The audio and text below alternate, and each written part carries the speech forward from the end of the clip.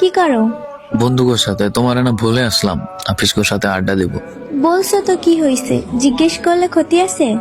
না, ক্ষতি থাকবে কেন? হোয়াট এভার বলো। না থাকো, আড্ডা দাও, পরে SMS দিব। ঠিক আছে, টাটা। আচ্ছা টাটা।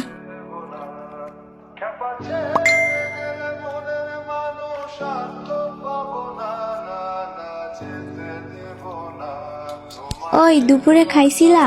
আমি জিজ্ঞেস করতে ভুলে গেছিলাম। হ্যাঁ, খেয়ে তারপর 5 মিনিট রেস্ট করে তারপর আসছি ওগো কাছে। তুমি খাইছো?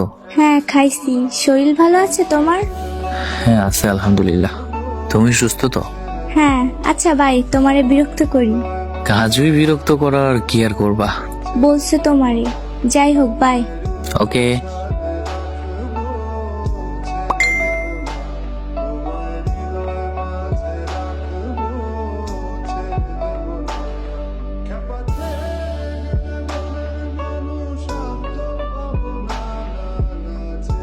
আশিক।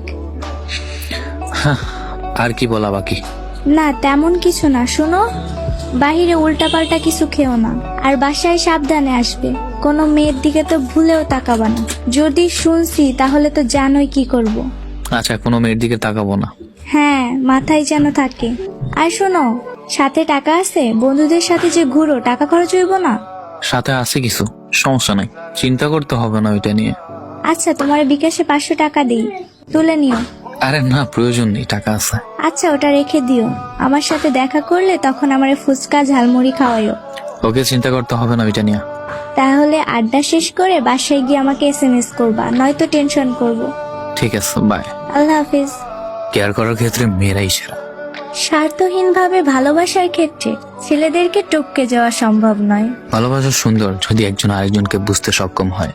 ভালোবাসা সুন্দর যদি দুই প্রান্তে মানুষটি সঠিক হয়।